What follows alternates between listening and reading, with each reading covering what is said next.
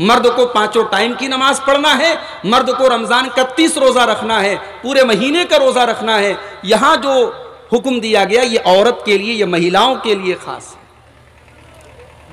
अभी पर्दे का मसला आजकल बहुत ज्यादा चल रहा है। हमारे यूपी के अंदर चुनाव है, लोग अखिलेश यादव से पूछ रहे हैं। कर्नाटक में हिजाब का मसला है, आप क्या कहते हैं? लोग असदुद्दीन ओवैसी साहब से पूछ रहे हैं, लोग योगी आदित्यनाथ से पूछ रहे हैं। सबसे सवाल हो रहा है हिजाब के ऊपर। किसी ने बड़ा अच्छा फेसबुक के ऊपर लिखा था कि सवाल हिजाब का नहीं होना चाहिए, सवाल तो जॉब का होना चाहिए। कोरोना के दौर में लाखों करोड़ों लोगों की नौकरियां चली गईं। कोरोना के दौर में लोग भूखे मरे, उसकी चिंता नहीं है। यहां चुनाव यूपी के अंदर हो रहा है और मसला कर्नाटक का है। यहां आप हिजाब पर सवाल कर रहे हैं। सवाल हिजाब पर नहीं होना चाहिए, सवाल जॉब पर होना चाहिए। अभी मैं हिजाब के ऊपर भी आऊंगा और आपके शेरशाहबादी कौम में जो हिजाब नहीं है या जो हिजाब है वो कैसा है, इस पर भी मैं थोड़ी रोशनी डालूंगा। अभी मैं उस पर आऊंगा, लेकिन आप यहां इस पर गौर कीजिए कि दोस्त अपने दोस्त के घर गया है तो दोस्त की बीवी को देख रहा है। क्यों देख रहा है? क्योंकि अभी पर्दे का हुक्म नाजिल नहीं हुआ है। जब पर्दे का हुक्म नाजिल हो गया तब कोई दोस्त अपने दोस्त की बीवी को नहीं देख सकता था। सलमान फारसी ने देखा मेरे दोस्त की बीवी है और बाल बिल्कुल बिखरे हुए हैं, चेहरा बिल्कुल खराब बना हुआ है, आंखों में काजल भी नहीं है, न कोई मेकअप है, न कोई सजावट है। कहा भाभी जान क्या बात है? शादीशुदा औरत अगर मेकअप ना करे, अपने शौहर के लिए सजे और सवरे ना, तो समझ लो कि वो अपने शौहर से मोहब्बत नहीं करती।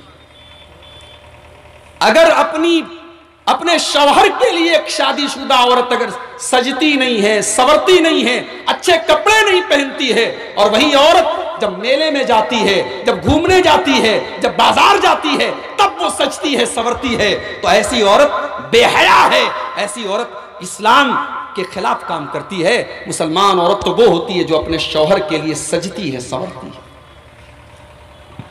शादी के बाद औरत का काम है अपने शौहर को रिझाना, शौहर को खुश करना।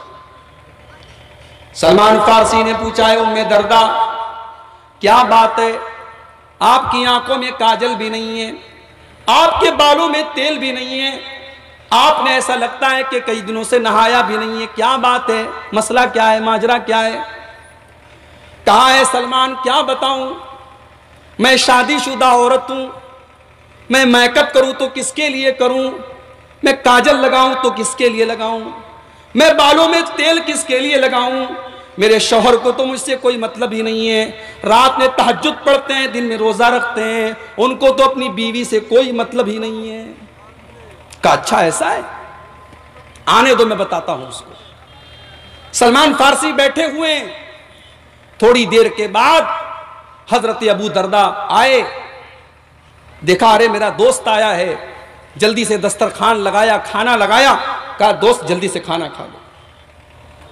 कहा नहीं मैं नहीं खाऊंगा। कहा क्यों? कहा आपको भी खाना पड़ेगा। कहा अरे भाई मैं रोजा हूं, रमजान का रोजा नहीं, नफली रोजा। आप जानते हैं नफली रोजा का मतलब समझते हैं ना? रमजान के अलावा भी कुछ रोजा रखा जाता है सवाब की नीयत से, यह अलग बात है। बहुत से लोग तो बेचारे रमजान का भी नहीं रखते हैं, वो तो फर्ज है। तो हजरत अबू दरदा ने कहा मैं रोजा रखे हुए हूं, मैं रोजा हूं, आप खाइए। सलमान फारसी बोले नहीं मैं नहीं खाऊंगा, जब तक आप नहीं खाएंगे मैं नहीं खाऊंगा, आपको भी खाना पड़ेगा। कहा मैं तो रोजा हूं, का रोजा तोड़ दीजिए, कोई रमजान का रोजा तो नहीं है, कोई जरूरी तो नहीं, आप रोजा तोड़ दीजिए। हजरत सलमान फारसी ने जानबूझ करके रोजा तोड़वाया और दोनों दोस्तों ने बैठ करके खाना खाया। जब खाना खा चुके उसके थोड़ी देर के बाद मगरिब की नमाज हो गई, इशा की नमाज हो गई। इशा की नमाज के बाद हजरत अबू दरदा अंसारी खड़े होकर के तहज्जुद की नमाज पढ़ने लगे। सलमान फारसी ने कहा रुक जाओ, अभी तहज्जुद का टाइम नहीं हुआ है, अभी रुक जाओ। सलमान फारसी ने रोक दिया, अभी मत पढ़ो, अभी टाइम नहीं हुआ है। थोड़ी सी और रात गुजर गई, आधी रात हो गई, 12 बज गए। अबू दरदा खड़े होने लगे तहज्जुद के लिए। सलमान फारसी ने कहा नहीं नहीं, अभी भी आपको तहज्जुद पढ़ने की इजाजत नहीं, अभी आप तहज्जुद मत पढ़िए। थोड़ी देर और समय बीत गया, रात के 2 बज गए, 2:30 बज गए, रात का आखिरी पहर आ गया। अब फजर की नमाज में 1-2 घंटे का टाइम बाकी है।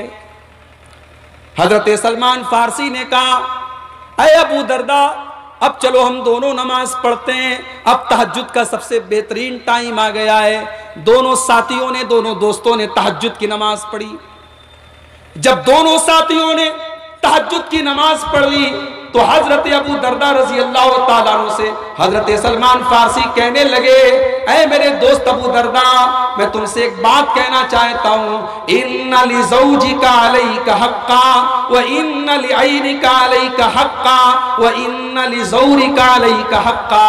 तेरे रब का भी तेरे ऊपर हक है, तेरे शरीर का भी तेरे ऊपर हक है, तेरी आंखों का भी तेरे ऊपर हक है, तेरे घर में आने वाले मेहमान का भी तेरे ऊपर हक है। तू नमाज पढ़ रहा है, तू अल्लाह का हक अदा कर रहा है, तू रोजा रख रहा है, तू अल्लाह का हक अदा कर रहा है, मगर तू बीवी का हक अदा नहीं कर रहा है, तू रात में सोता नहीं है, तू अपने शरीर का हक अदा नहीं कर रहा है, तू अपनी आंखों का हक अदा नहीं कर रहा है, तू अपने मेहमान का हक अदा नहीं कर रहा है। ऐ अबू दरदा, तू सबका हक अदा कर, तू अल्लाह का भी हक अदा कर और अल्लाह के बंदों का भी हक अदा कर।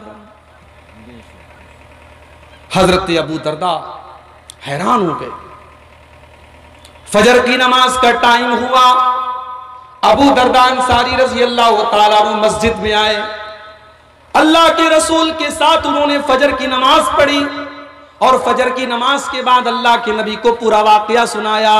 अल्लाह के नबी ने फरमाया, ऐ अबू दरदा, सदक सलमान, सलमान फारसी ने बिल्कुल सही कहा है, बिल्कुल सच कहा है। शरीयत इसी का नाम है, तुम अल्लाह का भी हक अदा करो और अल्लाह के बंदों का भी हक अदा करो। मेरे प्यारे भाइयों, ये हमारी शरीयत का कमाल है, ये हमारे दीन का कमाल है। हमारी शरीयत सिर्फ नमाज पढ़ने का हुक्म नहीं देती है, हमारी शरीयत तो कारोबार करने का भी हुक्म देती है। हमारी शरीयत तो अपने बच्चों के लिए मेहनत करने का हुक्म भी देती है। हमारी शरीयत तो अपने बाल बच्चों के लिए अपना खून पसीना बहाने का भी हुक्म देती है। अगर जायज नीयत के साथ, अगर अल्लाह को राजी करने की नीयत के साथ आप नौकरी करते हैं, आप मेहनत करते हैं, आप दुकान चलाते हैं, आप मजदूरी करते हैं, इंशाअल्लाह उस मजदूरी पर भी आपको सवाब मिलेगा, उस मेहनत पर भी आपको सवाब मिलेगा। तो मैं बताना क्या चाहता हूं मैं कि सुकून आपको इस्लाम के अंदर मिलेगा, सुकून आपको शरीयत के अंदर मिलेगा। मेरे भाइयों, बहुत सारे लोग ये समझते हैं हराम खा करके हम चैन से रहेंगे, हराम के पैसे से हम बिल्डिंग बना लेंगे, मकान बना लेंगे, हमारा मकान पूरे गांव में सबसे अच्छा हो जाएगा।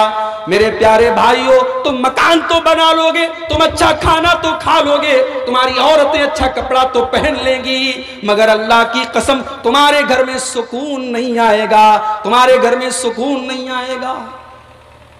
अभी मैं उत्तर प्रदेश में एक शहर है मऊ, नाम सुना है आप लोगों ने मऊ का? आपके इलाके में बहुत सारे लोगों ने मऊ में पढ़ा भी होगा, तालीम भी हासिल की होगी। मऊ में मैं गया, अभी एक प्रोग्राम था मेरा, वहां एक आदमी ने मुझे बड़े पॉइंट की बात बताई। उसने कहा, मौलाना मैं तजुर्बे की बात बता रहा हूं, मैं एक्सपीरियंस की बात बता रहा हूं, मैं अनुभव की बात बता रहा हूं।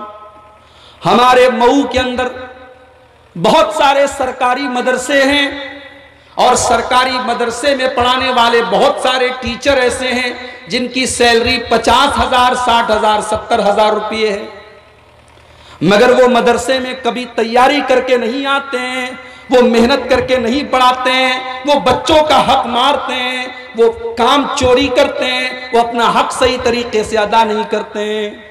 सैलरी पा रहे हैं, उनको सरकार तनख्वाह दे रही है, मगर वो अपना हक अदा नहीं कर रहे हैं। वो आदमी मुझसे कहने लगा, मौलाना मैं अपना तजुर्बा आपको बता रहा हूं कि ऐसे काम चोर मौलवियों के लड़के और लड़कियां आम तौर से बिगड़ जाते हैं।